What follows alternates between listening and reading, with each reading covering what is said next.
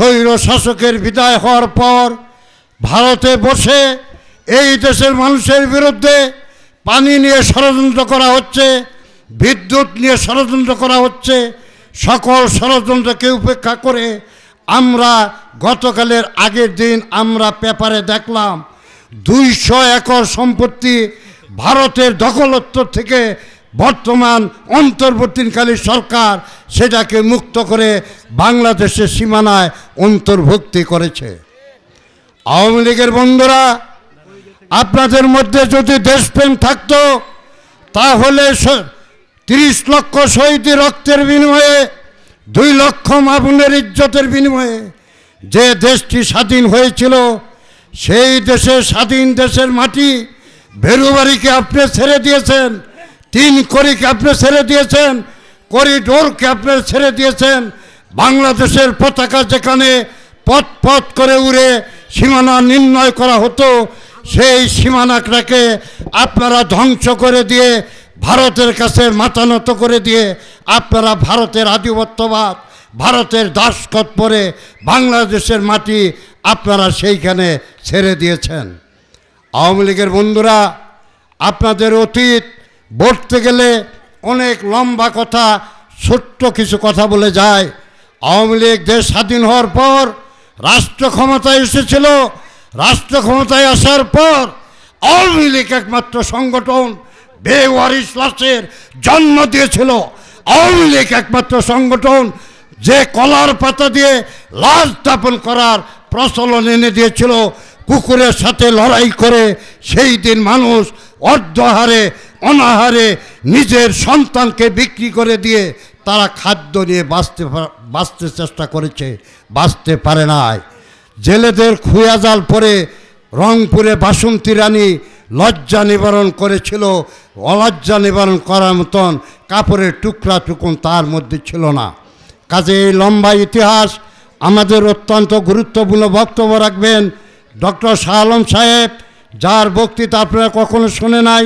তিনি অত্যন্ত সুযোগ্য চিকিৎসক। আমি তার সময় নষ্ট না করে আমি এখন আপনাদের সামনে আজকের যে সেই জিনিসটাকে আমি পরিধান করব। সংক্ষেপে আমি পরিধান করব। আপনাদের এইগুলি কমিটি ফিল আপ করা হয়েছে। তার মধ্যে আমি প্রথমে ঘোষণা করতে চাই, বাংলাদেশ জাতীয়তাবাদী দল বিএনপি সদরপুর ইউনিয়ন 1 নম্বর ওয়ার্ড কমিটির সংগ্রামী সভাপতি। সেই ষড়যন্ত্রের সাথে আপনারা কখনোই সায় দিবেন না এবং এই অন্তর্বর্তীকালীন সরকারের সকল প্রকারের সহযোগিতা আমরা করে যাব।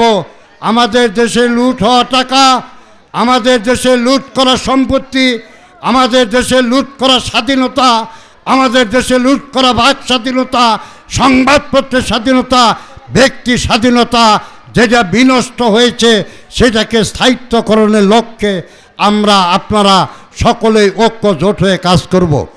বাংলাদেশ জাতীয়তাবাদী দল বিএনপি সদরপুর ইউনিয়ন শাখার আজকের এই ওয়ার্ড শাখার আলোচনা সভার সম্মানিত সভাপতি আমাদের মাঝে উপস্থিত আছেন। বাংলাদেশ জাতীয়তাবাদী দল বিএনপির অন্যতম নেতা, কালিহাতীর কৃতি সন্তান, ডেবের অন্যতম নেতা ডাক্তার শাহ আলম তালুকদার উপস্থিত আছেন।